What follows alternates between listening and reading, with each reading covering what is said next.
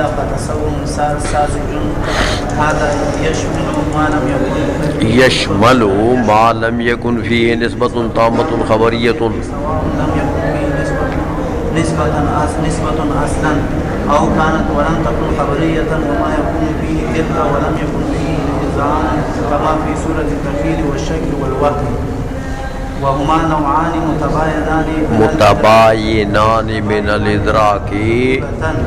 هذا الكلام يفيد فائدتين: الأولى أن التصديق كيفية إدراكية، والثانية أن التصور والتصديق نوعان متباينان، والمصنف أحال كليهما إلى الضرورة، وبيان الأول قد مر منا آنفا. وقد يستدل على الثاني في المشهور بأن لكل واحد من ماهية التصور والتصديق لوازم خاصة منافية للوازم أخرى، وتنافي اللوازم يدل على تنافي الملزومات، وإلا يلزم إجماع المتنافي وإلا يلزم إجماع المتنافي. یار چشمے ادھر کما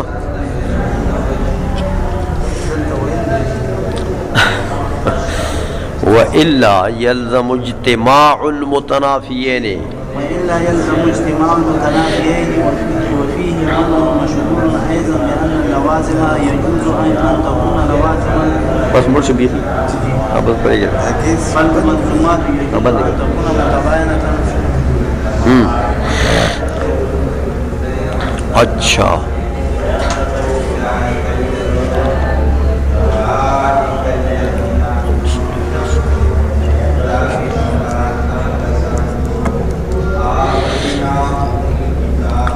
اب یہ ماتن نے تو پہلے ارشاد فرمایا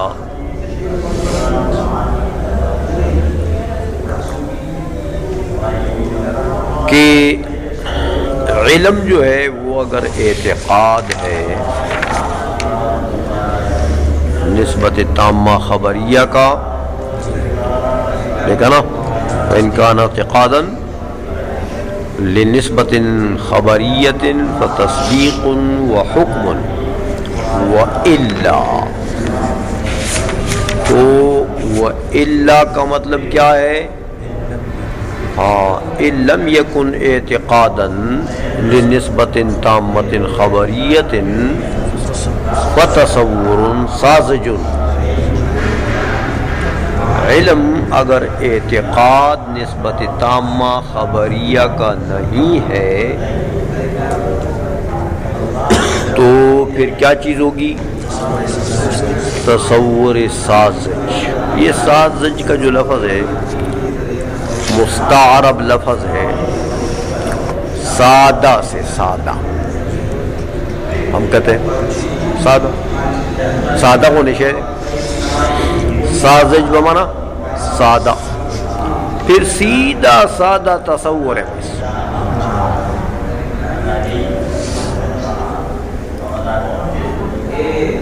اچھا اب شارح فرماتے ہیں کہ یہ جب الا جو ہے یہ جب ما قبل کا سلب ہو گیا کہ وہ ان لم یکن اعتقادا لنسبت خبریت،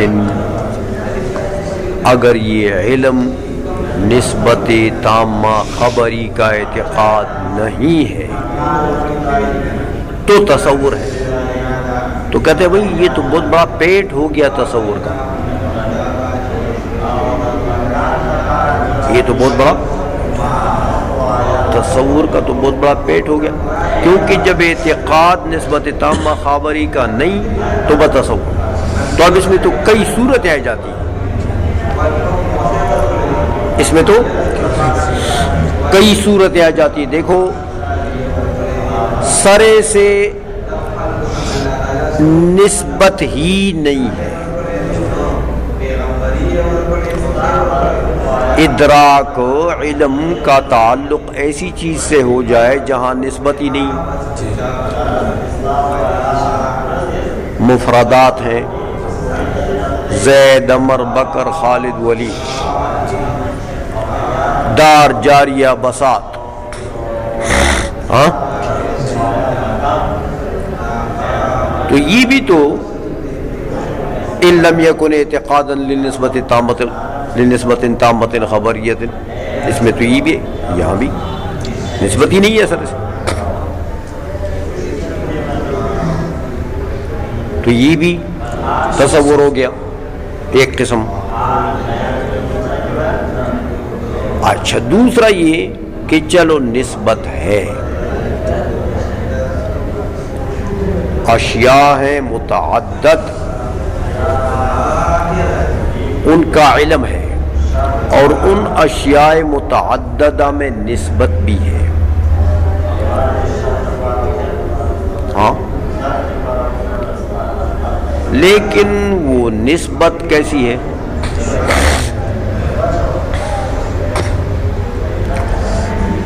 نسبت تقییدی ہی فرض کرو، اضافی نسبت ہے، توصیفی نسبت ہے،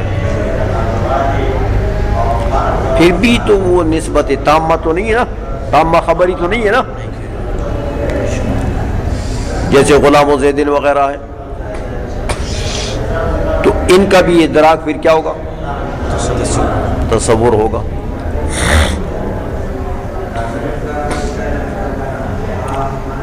اچھا یا نسبت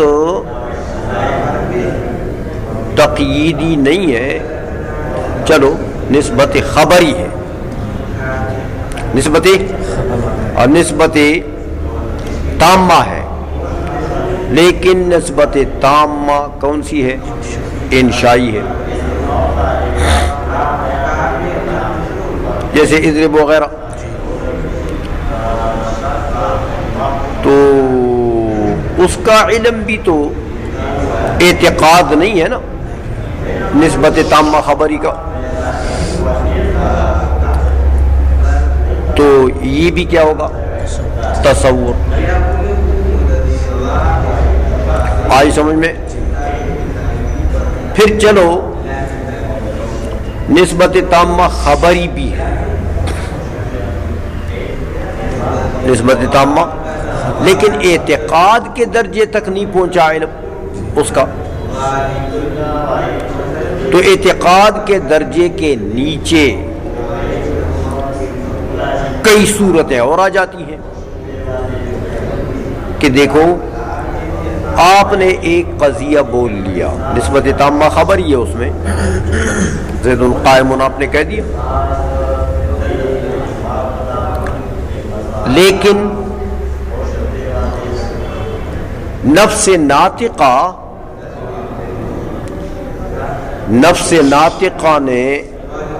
ناطقہ کو اس قضیے کا محض تصوری علم حاصل ہو گیا، پڑھ چکے ہو، یہ آگے آ رہا ہے یہ اگلے صفحے میں کہ نعم لا حجر فی التصور فیتعلق بکل شیء حتی بنفسہ و بنقیصہ، تو تصور تو ایسی بلا ہے کہ یہ تو ہر جگہ لٹک جاتا ہے، تو اس قضیے کے ساتھ محض علم تصوری کا تعلق ہو گیا۔ آئی سمجھ میں؟ تو یہ بھی کیا ہے؟ اعتقاد تو نہیں ہے نا، اس کو کیا کہتے ہیں؟ تخیل۔ کیا کہتے ہیں؟ تخیل۔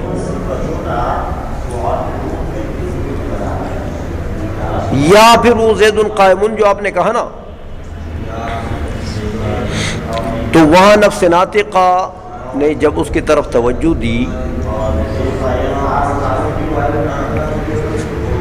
تو جب دیکھا تو اس میں جانبین متصور ہوئے کہ یار ہو سکتا ہے کہ قائم ہو سکتا ہے کہ زید لیس بقائم ہو، تو جانب مخالف کی گنجائش بھی نفس ناطقہ نے پا لی ہے، تو دو جانبین ہیں۔ اب دونوں جانبین اگر نفس ناطقہ کے نزدیک مساوی ہیں تو یہ بھی اعتقاد تو نہیں ہے، آئی سمجھ میں؟ تو اس کو بھی کیا کہتے ہیں؟ شک۔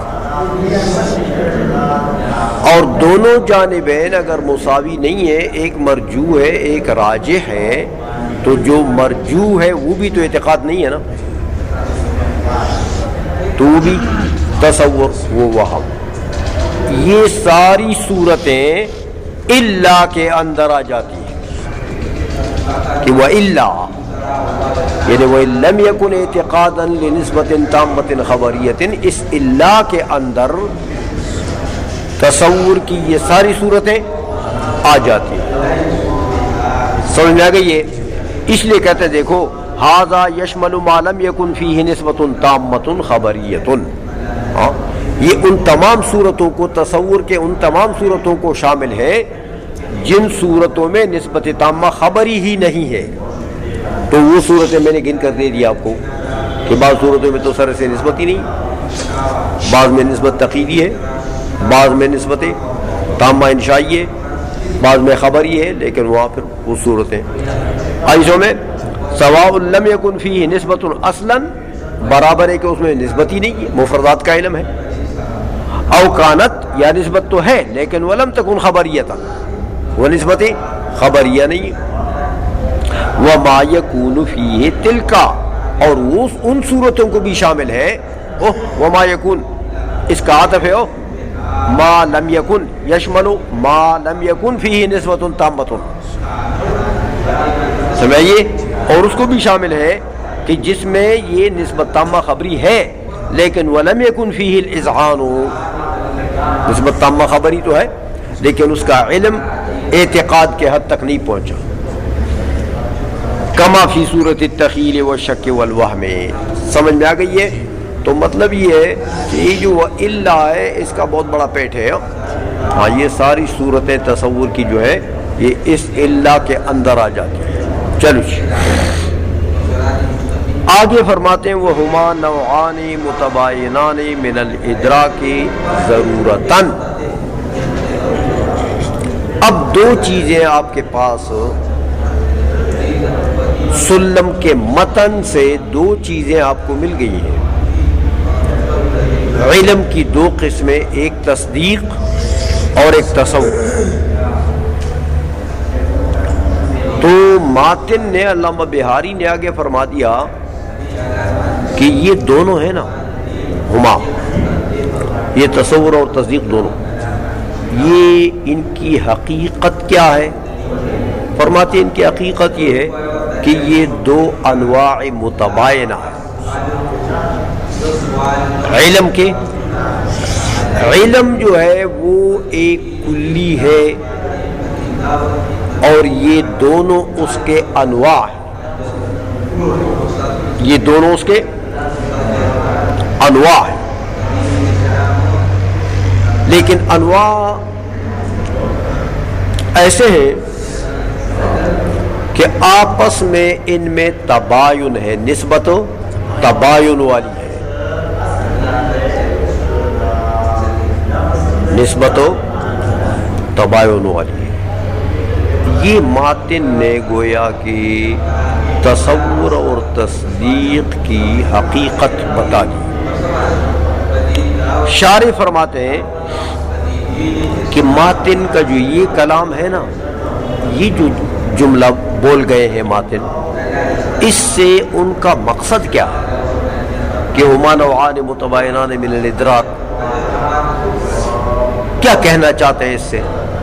کہتے ہیں اصل میں اس کلام سے دو فائدے دینا چاہتے ہیں ماتن. اس لیے فرماتے ہیں ھذا الکلام یفید فائدتین، الاولی ان التصدیق کیفیت ادراکیت.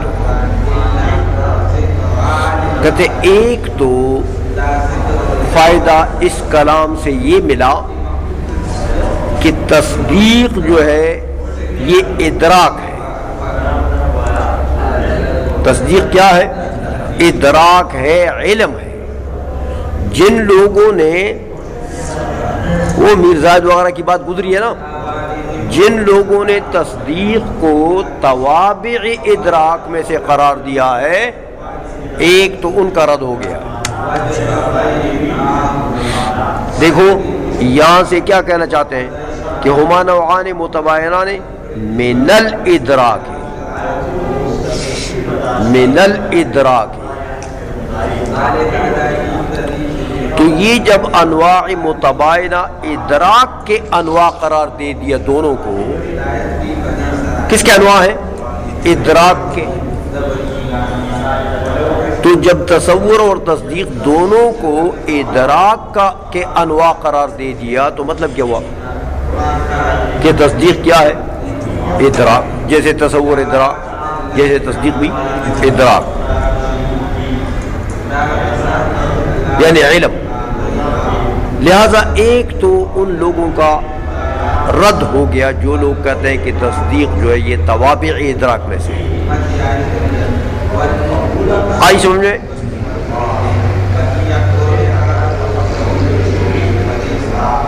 لیکن دیکھو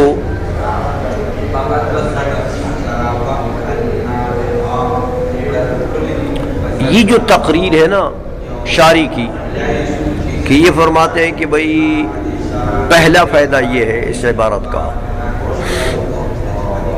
کہ تصدیق ادراک ہے، یہ بتا دیا آپ کو. یہ استدلال کرنا چاہتے ہیں کہ یہ جو من الادراک ہے نا جار مجرور، اس کا تعلق ہے نوعان کے ساتھ. من الادراک کا تعلق ہے کس کے ساتھ؟ کہ نوعان من الادراک. عبارت یوں ہو جائے تو پھر یہ بات صحیح ہے کہ یہ دو نوع ہیں. کس کے نوع ہیں؟ ادراک کے. تو پھر یہ پہلا فائدہ مل جائے گا. سمجھ آئیے کہ تصدیق ادراک ہو گئے. لیکن جو لوگ کہتے ہیں کہ بھی تصدیق ادراک نہیں ہے، وہ کہتے ہیں ماتن کے کلام میں خود دلیل ہے. یہ من الادراک جو ہے اس کا تعلق متباینان کے ساتھ ہے. یہ جو قریب ہے اس کے، وہ نوعان تو بعید ہے. اور من جو ہے دیکھو من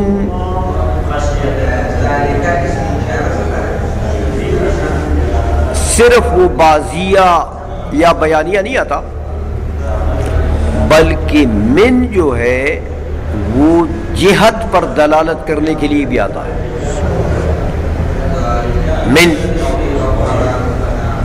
من فلان یعنی من جہت فلان.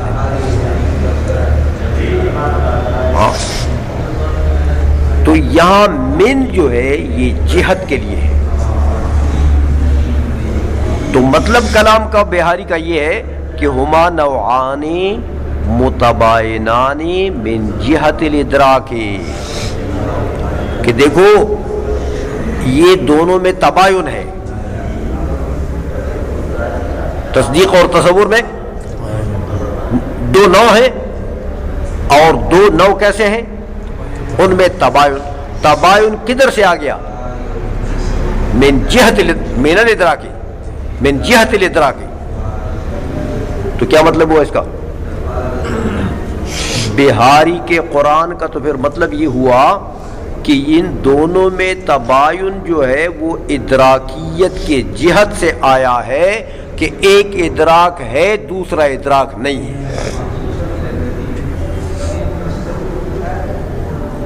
تصور ادراک ہے اور دوسرا ادراک نہیں ہے. تو یہ پتہ لگ گیا. سمجھ میں آ گئی ہے؟ اس لیے اگر من کا تعلق متباینان کے ساتھ ہو جائے تو پھر تو الٹا، پھر تو یہ فائدہ نہیں حاصل ہوتا کہ تصدیق ادراک ہے، پھر تو الٹا یہ فائدہ حاصل ہو گیا کہ تصدیق ادراک نہیں ہے. وہ مرزائد وغیرہ کی بات صحیح ہو گئی عائشہ میں. لیکن بہرحال ملا حسن جو ہے وہ اپنے مقصد پر دلالت کرانے کے لیے یہ کہنا چاہتے ہیں کہ من کا تعلق نوعان کے ساتھ ہے. سمجھ آ گئی ہے؟ تو من کا تعلق نوعان سے بن جائے تو پھر ملا حسن کی بات ٹھیک ہے.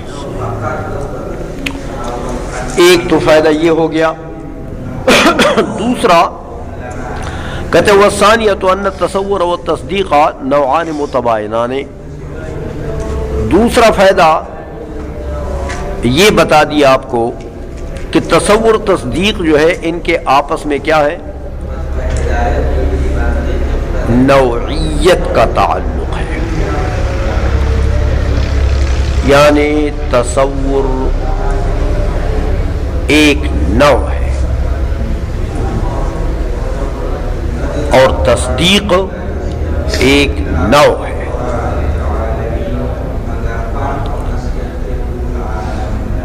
تصور جو ہے ایک نوع ہے، لیکن کیسی نوع ہے، نوع متباینہ ہے تصدیق کے ساتھ۔ تصدیق ایک نوع ہے، کیسے نوع ہے، نوع متباینہ ہے تصور کے ساتھ۔ سمجھ میں آ گئی ہے؟ تو دوسرا فائدہ گویا کہ اس عبارت کا یہ ہے، آئی سمجھ میں؟ اچھا، اب یہ تو اصل میں دیکھو، یہ تو اصل میں دو دعوے ہو گئے بھائی متن میں، متن سے یہ دو فائدے ملے۔ فائدے ملنے کا کیا مطلب ہے، یہ تو دو دعوے ہو گئے۔ ہاں، پہلا دعویٰ کیا کہ تصدیق ادراک ہے، تصدیق بھی تو یہ تو ایک دعویٰ ہے۔ دوسرا فائدہ کیا کہ تصور اور تصدیق انواع متباینہ ہیں، یہ بھی کیا، یہ بھی ایک دعویٰ ہے۔ تو ماتن کو یہ دو دعوے اگر ضمن میں رکھنے ہیں اس عبارت کے، تو ماتن کو اس کے اوپر دلائل بھی دینے چاہیے۔ دعویٰ جو ہے وہ تو بغیر دلیل کے ثابت ہو نہیں ہوتا ہے، تو دلیل تو ماتن نے دی نہیں ہے۔ اس عبارت کے ضمن میں دعوے دو کر بیٹھے ہیں اور چلے گئے۔ تو ملاحسن بتاتے ہیں کہ کہہ دیا نا انہوں نے کہ ضرورتاً، آخر میں کیا کہہ دیا، نوعان متباینہ میں ادراکی ضرورتاً۔ تو ان دونوں میں ماتن نے بداہت کا دعویٰ کر دیا۔ سمجھ میں آ گئی ہے کہ بھئی یہ دو دعوے ہیں اس ضمن میں، لیکن دونوں کے ثبوت کے لیے، اس بات کے لیے دلائل کی ضرورت نہیں ہے، بلکہ دونوں بدیہی ہیں۔ اس لیے فرماتے والمصنف احال کلیہما الی الضرورت، ہاں، مصنف نے دونوں کو حوالہ کر دیا، کس کے، بداہت کے۔ کہتے بھی دونوں بدیہی ہیں، یہ بات بھی بدیہی ہے کہ تصدیق جو ہے یہ ادراک ہے، اور یہ بھی بدیہی ہے کہ ہما نوعان متباینان۔ آئی سمجھ میں؟ تو کہتے بھائی پہلی بات جو ہے وہ تو ابھی ہم نے میر زاہد وغیرہ کا رد کرتے ہوئے ہم نے اس کا بیان کر دیا ہے، یاد ہے کہ تصدیق ادراک ہے، تصدیق ادراک ہو، وہ تو میر زاہد وغیرہ کا رد ہم نے کیا نا، ملاحسن بتاتے ہیں، تو اس کا بیان تو ابھی ہم نے کر دیا کہ تصدیق تو ادراک ہے۔ اس لیے کہتے ہیں وہ بیان الاول قد مر منا آنفا، ہاں وہ تو ہو گیا شیخ ماشاءاللہ، ہاں یہ زور نکالے گا۔ اچھا، باقی رہی بات دوسری، دوسرا دعویٰ کیا تھا کہ ہما نوعان متباینان، کہ تصدیق اور تصور میں نوعیت کا تعلق ہے، دونوں ہر ایک نوع ہے مستقل اور بیچ میں تباین ہے۔ ہاں، اس دعوے پر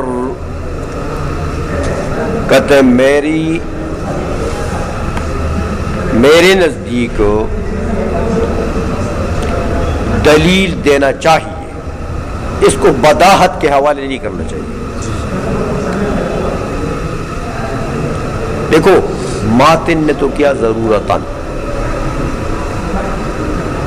دونوں کو بدیہی قرار دے دیا، لیکن ملا حسن کہتے ہیں کہ میرے نزدیک ان دو چیزوں میں سے ایک بھی بدیہی نہیں ہے، ایک بھی بدیہی نہیں ہے۔ دیکھو اگر تصدیق کا ادراک ہونا بدیہی ہوتا تو میر زاہد جیسا آدمی اور محققین علماء جو ہے وہ اس میں اختلاف کرتے۔ بدیہیات میں اختلاف اتنے بڑے لوگ کر سکتے ہیں، اس لیے ملا حسن کہتے ہیں کہ میرے نزدیک تو وہ بھی بدیہی نہیں ہے، اس لیے میں نے اس کے دلائل تو پہلے ذکر کر دیے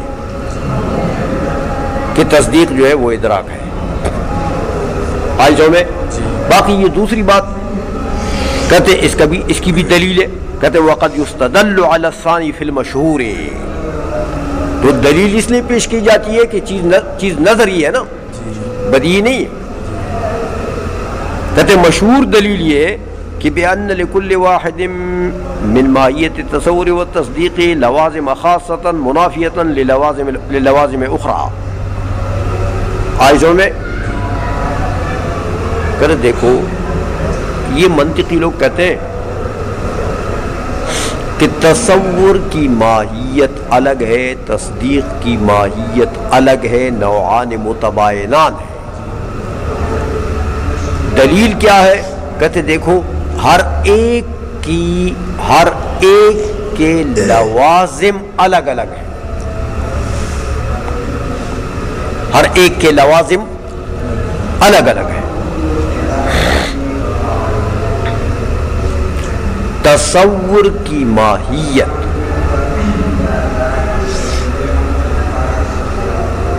کے لوازم الگ ہیں۔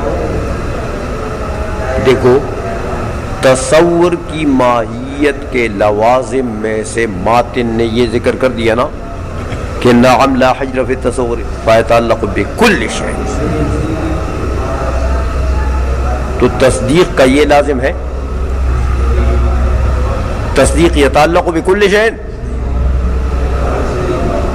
تصدیق کا تو آپ نے پڑھ لیا پہلے، ان کان اعتقادا لنسبت تامۃ خبریۃ، اس کا تو تعلق نسبت تامہ خبری سے، تو اس کے لوازم میں سے وہ ہے کہ اس کا تعلق کس سے ہے؟ صرف نسبت تامہ خبری سے۔ اور تصور کا لازم کیا ہے کہ یہ تعلق بکل شیء،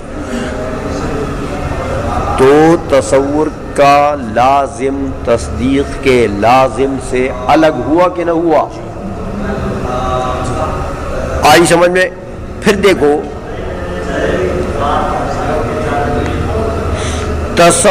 تصدیق جو ہے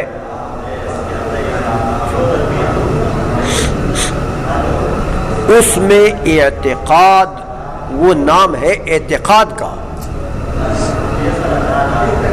کہ وہ ادراک جو ہے وہ مرتبہ اعتقاد تک پہنچے۔ تو تصور میں اعتقاد ہوتا ہے؟ نہیں، سمجھ آئیے؟ پھر دیکھو تصدیق میں مطابقت الواقع و عدم المطابقت الواقع ہو سکتا ہے، تو تصور میں یہ ہو سکتا ہے؟ نہیں۔ آئی سمجھ میں؟ اس لیے میرے بھائی تصور کے لوازم الگ ہیں، تصور کی ماہیت کے لوازم الگ ہیں، اور تصدیق کی ماہیت کے لوازم الگ ہیں۔ اور قاعدہ یہ ہے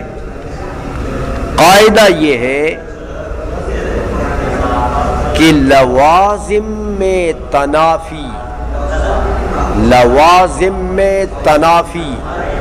دلیل ہے ملزومات کی تنافی کی۔ لوازم میں تنافی دلیل ہے کس چیز کی؟ ہم ملزومات میں تنافی کی، لہذا تصدیق اور تصور میں تنافی ہوگی. آئی سمجھ میں؟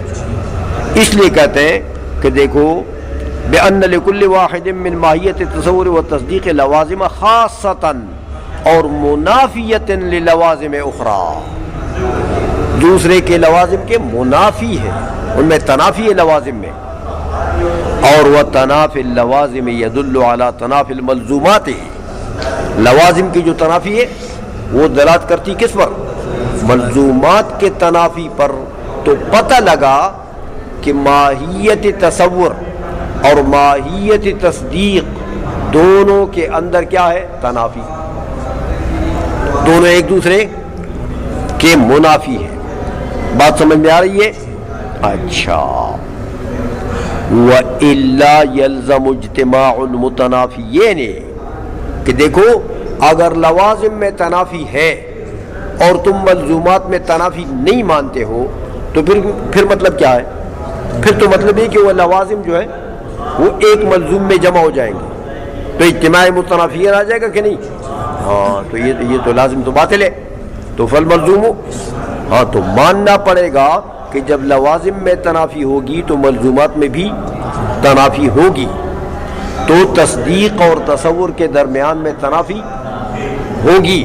تو جب تنافی ہو گئی ہے تو متباینان ٹھیک ہے نا بھائی؟ اب نوعان متباینان آئی سمجھ میں؟ یہ دلیل دے دی ملا حسن نے اس دوسرے دعوے پر. سمجھ میں آ گئی ہے کہ ہما نوعان متباینان. اب کہتے ہیں وفیہ، کہتے ہیں عام مشہور دلیل تو یہی ہے اس مدعا کے اوپر، مشہور دلیل تو یہی ہے، لیکن وفیہ منع مشہور ایضا، کہتے ہیں یہاں پر بھی ایک مشہور منع ہے کہ دیکھو بھائی لوازم کی دو قسمیں ہیں. منع یوں کرتے ہیں کہ لوازم کی دو قسمیں ہیں. ایک ہے لوازم الماہیت، ایک ہے لوازم الصنف. ہاں، جیسے صنف یعنی نوع کو، یعنی کسی کلی کو آپ جب کسی عرضی قید کے ساتھ موصوف کرتے ہیں یا مقید کرتے ہیں تو اس کو صنف کہتے ہیں. ہاں، جیسے دیکھو آپ کہتے ہیں رومی، آپ کہتے ہیں زنگی، آپ کہتے ہیں مردانی، آپ کہتے ہیں پشاوری، آپ کہتے ہیں پنجابی، آپ کہتے ہیں سندھی، بلوچی، یہ سب کیا ہے؟ یہ اصناف. عارضی قید کے ساتھ آپ نے مقید کر دیا اس کو تو اصناف ہو گئے. تو دیکھو ہر صنف کے علیحدہ لوازم ہوتے ہیں. ہاں، حبشی جو ہے اس کے لوازم میں سے ہے کیا؟ کالا ہوتا ہے، اسود ہوتا ہے. رومی وہ ابیض ہوتا ہے. اس کے سمجھ آئیے. بلوچی جو ہے وہ اتنا بڑا بش ہوتا ہے.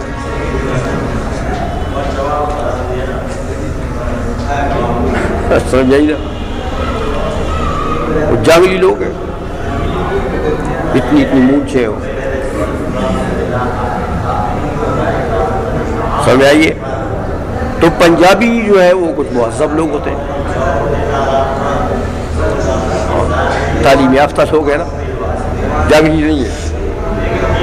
تو پٹھانوں میں دونوں قسم کے لوگ ہیں، جنگلی بھی ہے، جبلی لوگ بھی ہیں، اور کچھ تعلیم یافتہ بھی ہیں.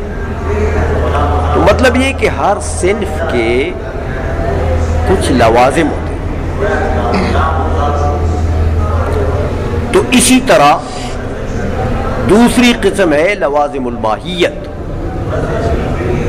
لوازم الماہیت، ماہیت کے بھی لوازم ہوتے ہیں جیسے میں نے آپ کو بتایا کہ تصور کی ماہیت کے لوازم میں سے کیا چیز ہے؟ ہاں کہ لا حجر فی التصور فیتعلق بکل شیء. یا دیکھو انسان کی ماہیت ہے، تو انسان کی ماہیت کو لازم کیا چیز ہے؟ ذہن. تمہیں آ گئی ہے؟ تو اسی طرح ہر چیز کی ماہیت کے کچھ لوازم ہوتے ہیں اور اصناف کے بھی لوازم ہوتے ہیں. تو میرے بھائی تم کہتے ہو تنافی، یہ لوازم مستلزم ہے کس کو؟ تنافی ملزومات کو. ٹھیک ہے قاعدہ، لیکن ممکن ہے کہ یہ جو تنافی، یہ جو لوازم ہے نا، تصور اور تصدیق کے جو لوازم ہیں، یہ لوازم الاصناف، تو یہ صنفی لوازم ہو تو ان کے درمیان میں تو تباین صنفی لازم آ جائے گا، تباین نوعی نہیں. تو ادراک ان کے لیے نو ہو جائے گا، اور یہ تصور اور تصدیق دونوں کیا ہو جائیں گے؟ یہ دو اصناف ہو جائیں گے. تو دیکھو اصناف تو چاہے ہزار بھی ہوں تو ان کی ماہیت تو ایک ہوتی ہے. جیسے رومی ہے، حبشی ہے، زنگی ہے، پنجابی ہے، پٹھان ہے، سمجھ میں آ گئی ہے، بلوچی ہے، وزیرستانی ہے، تو یہ سب کیا ہیں؟ اصناف ہیں، لیکن ماہیت تو سب کی ایک ہے. ماہیت تو سب کی. تو اگر یہ جو لوازم ہے یہ اگر لوازم الماہیت نہ ہوں بلکہ لوازم الاصناف ہوں تو پھر تو تنافی ان کے درمیان میں کون سی ہوگی؟ صنفی. تو صنفی تنافی سے تو مباینت نوعیہ لازم نہیں آتی ہے. ہما نوعان متباینان تو ثابت نہیں ہوں گے. سمجھ میں آ رہی ہے؟ یہ سوال یہاں ہوتا ہے.